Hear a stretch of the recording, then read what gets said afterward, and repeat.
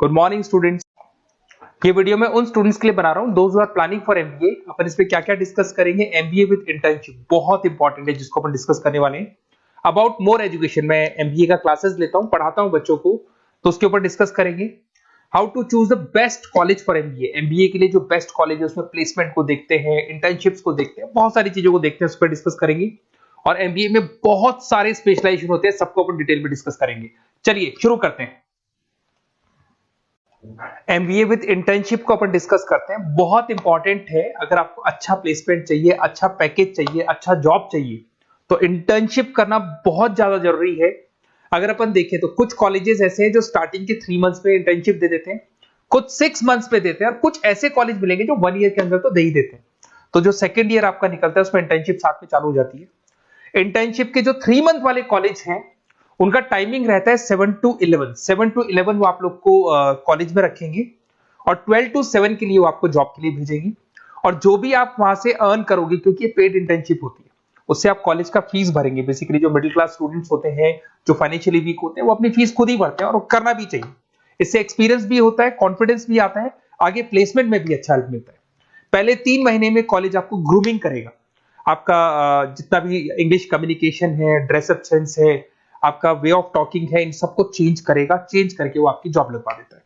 अब साथ के साथ यहाँ पर अगर देखें 3 से 4 लाख के आसपास का कॉलेज फीस पड़ता है, और आपका जो पैकेज है वो 5, 5.5, 6 लाख का कॉलेज लगवा देता है।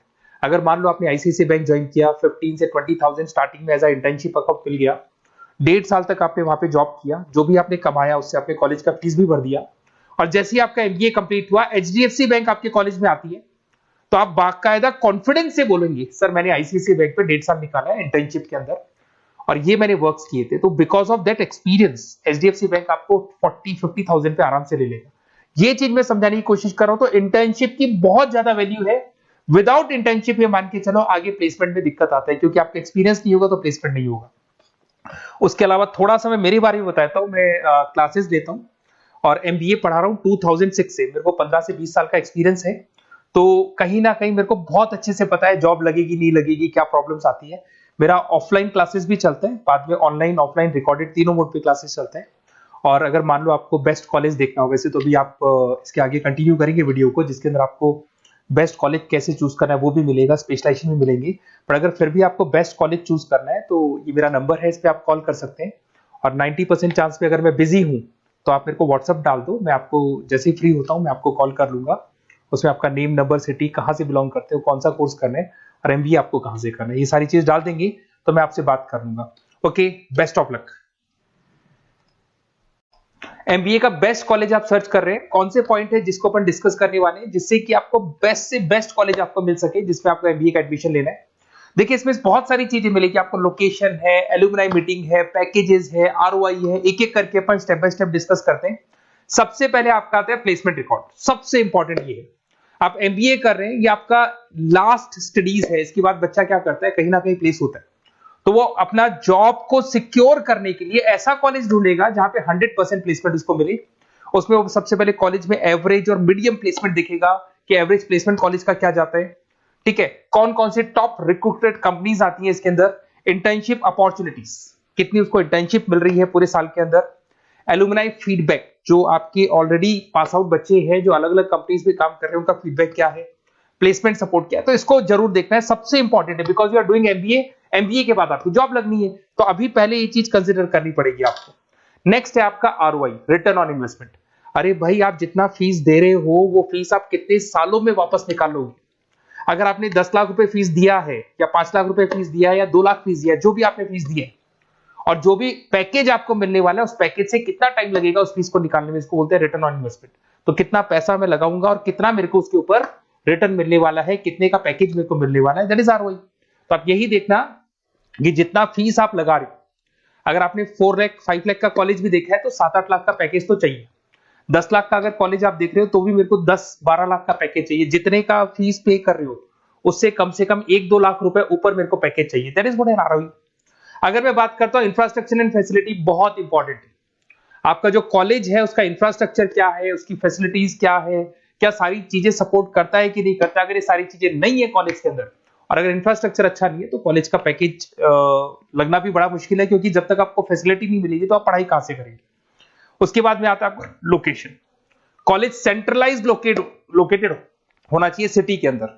तो आपका जिस सिटी में आप एडमिशन ले रहे हो वहां पे सेंट्रलाइज्ड लोकेटेड होना चाहिए कॉलेज, जिससे कि आपको जिस कंपनी में इंटर्नशिप करने के लिए जाने वो कंपनी आपके लिए अप्रोचेबल हो। अगर वो अप्रोचेबल कंपनी नहीं होगी तो कोई मतलब ही नहीं है, मान के चलो, क्योंकि इंटर्नशिप आपको हाफ डे आप इंटर्नशिप पर रहेंगे तो अप्रोचेबल लोकेशन होना चाहिए आपका। उसके बाद आता है एलुमनाई नेटवर्क। ये कॉलेज आज से नहीं चल रहा है, 10 साल 15 साल से कॉलेज चल रहा है। तो 15 सालों में जितने बच्चों को उन्होंने प्लेस किया वो एक बड़ा नेटवर्क बन जाता है। उस नेटवर्क के थ्रू आपको जॉब मिलने में बड़ा सपोर्ट मिलता है, क्योंकि जो बच्चा अभी फ्रेशर निकल के आ रहे हैं और जो 15 साल पहले का स्टूडेंट है वो उसको कहीं ना कहीं क्या कर सकता है, प्लेस कर सकता है। तो इन चीजों के बारे में डिस्कस करते हैं।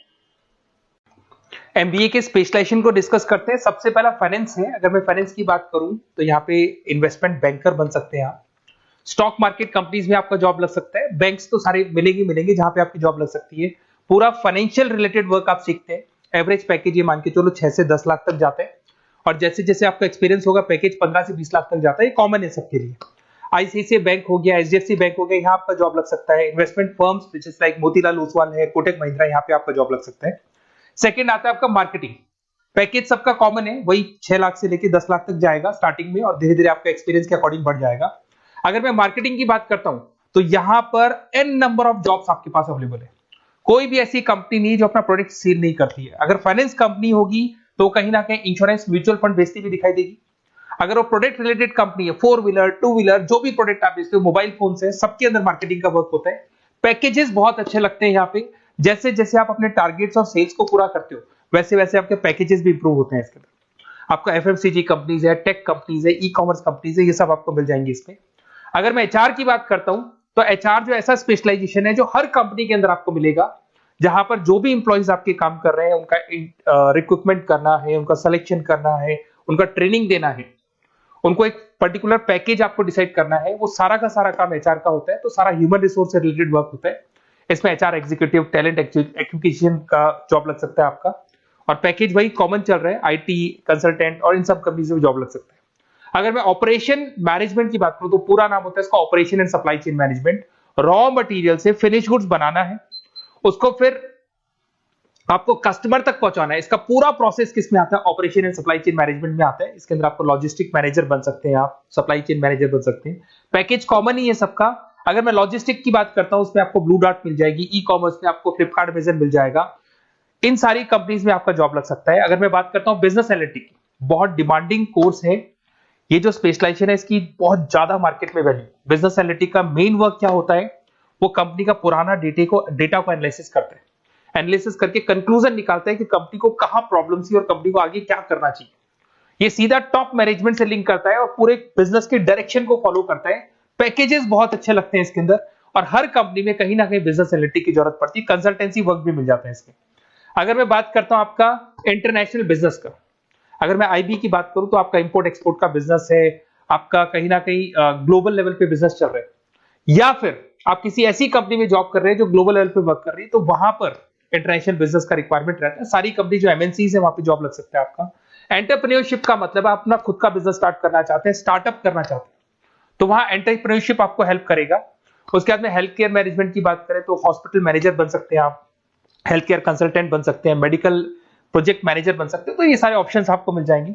अगर मैं बात करता हूं इंफॉर्मेशन टेक्नोलॉजी, आईटी, अगर आईटी की बात करें तो आईटी मैनेजर बन सकते हैं। अगर मैं यहाँ पे देखो आईटी के अंदर आपको आईटी कंपनीज मिल जाएगी, इन्फोसिस है, टीसीएल है, विप्रो है, ये कंपनीज में आपका जॉब लग सकता है। पैकेजेस भाई एवरेज चल रहे हैं 6 से लेके 10 लाख तक मान के चलो स्टार्टिंग में। अगर मैं रिटेल मैनेजमेंट की बात करता हूँ, store manager, category manager, retail operation manager, यहाँ पे आपकी जॉब लग सकती है। इसमें सारी की सारी आपको जितने भी रिटेल स्टोर्स की कंपनीज है वो मिल जाएंगी। डीमार्ट हो गया, उसके बाद बिग बाजार हो गया, यहाँ पे आपका जॉब लग सकता है। उसके बाद में आते हैं अपन हॉस्पिटलिटी मैनेजमेंट। अगर मैं हॉस्पिटलिटी मैनेजमेंट का बात करूं, आपका घूमने का बहुत शौक है, आपको होटल मैनेजर बन सकते हो, इवेंट मैनेजर बन सकते हो, टूरिज्म कंसल्टेंट बन सकते हो, तो ये सारी जॉब्स पे अवेलेबल रहती है। और यही पैकेज आपका 6 से लेके 10 लाख तक का जाता है इसमें। इसके अंदर हॉस्पिटल के अंदर आपको हॉस्पिटलिटी मैनेजमेंट में ताज होटल, ओबराई में जॉब लग सकता है। ट्रेवलर्स के अंदर आपका थॉमस कुक के अंदर आपकी जॉब लग सकती है, इवेंट मैनेजर के अंदर आपकी जॉब लग सकती है। तो बहुत सारे ऑप्शंस आपको यहाँ पे अवेलेबल होंगे। उसके बाद में लास्ट है आपका रूरल मैनेजमेंट। बहुत से लोग हैं, जैसे कॉलेज है IARM करके मिलेगा, इंस्टीट्यूट ऑफ रूरल मैनेजमेंट।